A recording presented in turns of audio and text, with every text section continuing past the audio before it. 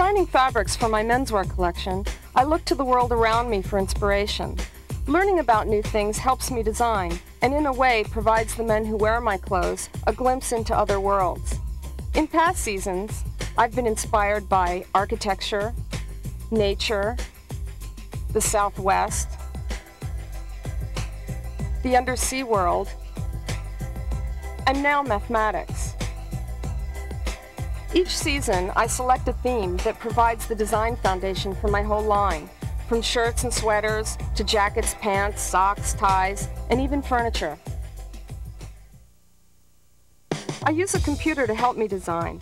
The computer is a great tool in designing. It helps me create much more elaborate and sophisticated fabrics because I'm able to be more prolific, quickly trying out design ideas, discarding those that don't work, and refining those I like. Recently, I began creating graphics using mathematical software. This in itself became a source of design inspiration. You don't have to be a mathematician to use these programs, and actually math was one of my weakest subjects in school. But I think the way math is taught makes it less interesting than it could be, because it can be so visual and creative, which I discovered working with these programs and their creators. I've learned more about mathematics, and the mathematicians have learned about design. This collaboration was so exciting, I assembled some of the top mathematicians for a symposium in New York, where we shared our ideas with people from the fields of science and fashion.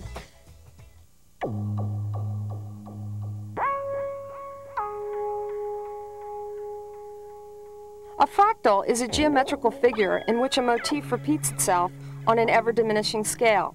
Each element of the overall infinitely growing figure is self-similar to the original figure.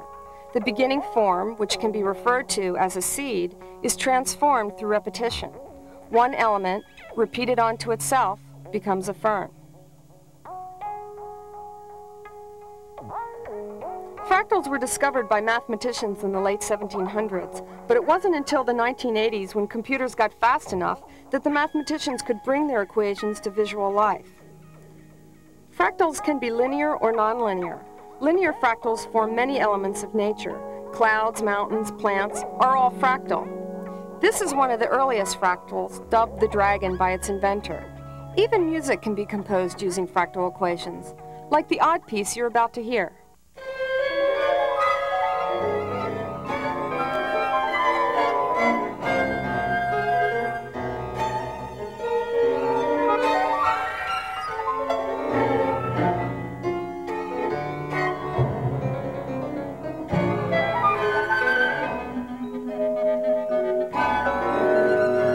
This is the Koch snowflake fractal, named after its developer.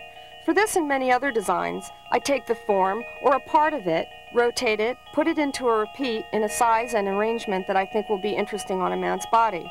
I add in a color layout for the main design, and then often add a secondary design like a plait or a check to give it even more dimension. Because many of my fabrics are double woven and not simply printed, I can even use 2 layers of fabric and weave them together to achieve even more depth and dimension. There's a lot of experimentation that goes into creating these designs, and so the designs I ultimately come up with can be so much more intricate.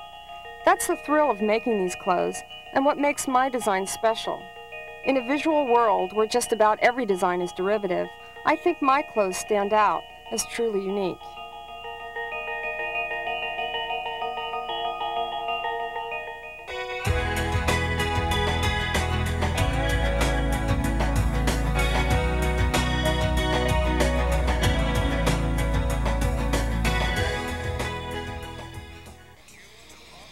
Nonlinear fractals come from points rather than lines. The most famous ones are the Mandelbrot set and the Julia set. The Mandelbrot set is named for its creator, Dr. Bernt Wahl Mandelbrot, and is considered the most complex mathematical object in the world today. These are infinite, somewhat psychedelic creations that contain within each level a replica of the whole. It's kind of a mind-blowing concept, isn't it? Since I'm a designer, I treat fractals as visual inspirations.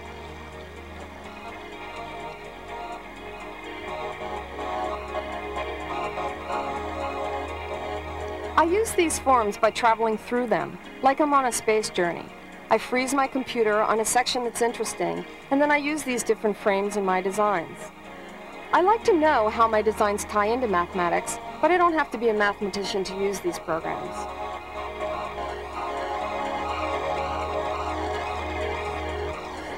The Julia set is actually a map of the behavior of z squared plus c at fixed c.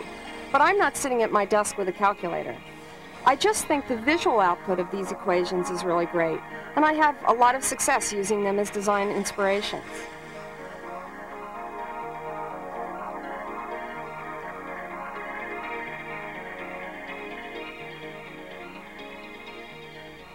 For this design, I took a part of the Julia set and put it into repeat. I added color and an interesting weave.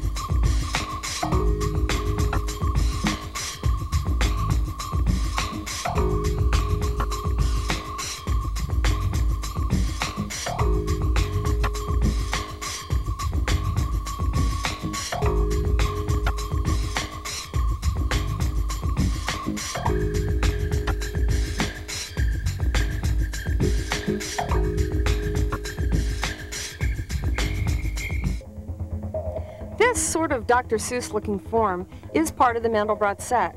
Because it's so wild, I put a plaid running through it and used rich colors and a lot of black in the weave. The result is really beautiful, and we use this fabric for both a shirt and a sweater.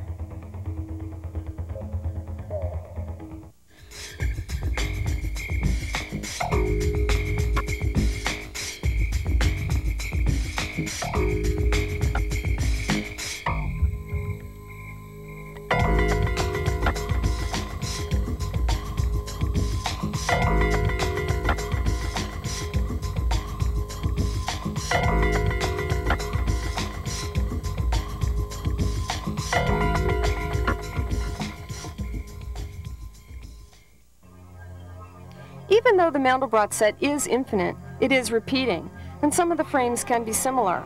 So I'll be using this program for only one season. I had to be inventive about the way I use these forms in designing, in the different ways we arrange them, and pairing them with a variety of second layers to give them a whole new look. For this one, I arranged rotated sections of the Mandelbrot set into a grid, which is contrary to the randomness of a fractal. But it works for a shirt.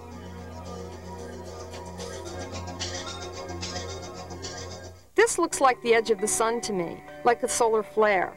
I took just a piece of it, put it in repeat, wove a subtle check through it, and the resulting shirt looks a lot like clouds, which ironically, or maybe mathematically, is another element of nature that is fractal.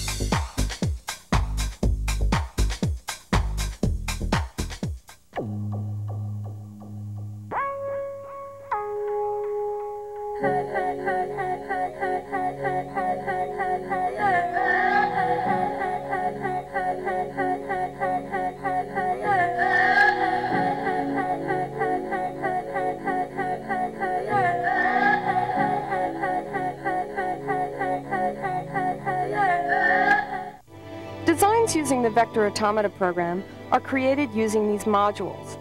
I draw several linear shapes and also give some basic information about what direction I want the design to grow, the scale, the amount of repetitions, and collision rules. Most of the designs grow from the center out. The mathematics part of the program puts the elements from the modules together according to an equation. It's logical, but the outcome is like magic.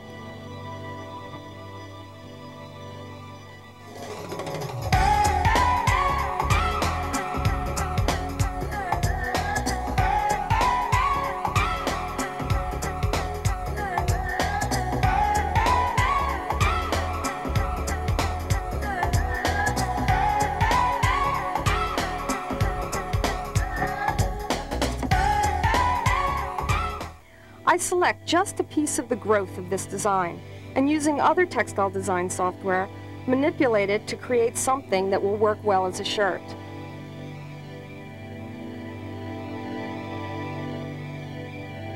You never know what kind of design will be created from different combinations of original figures. It's a great surprise and a lot of fun to work with. That's why I can use this program to design with for many seasons.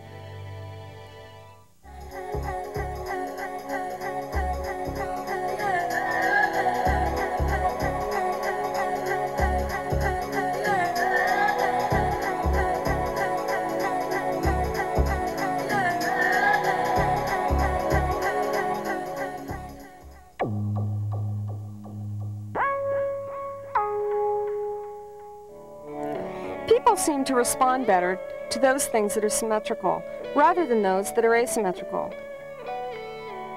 I think this is because most of the natural world around us is basically symmetrical, from flowers to our own bodies. Symmetrical design is found in the world around us that we have created, most prominently, architecture.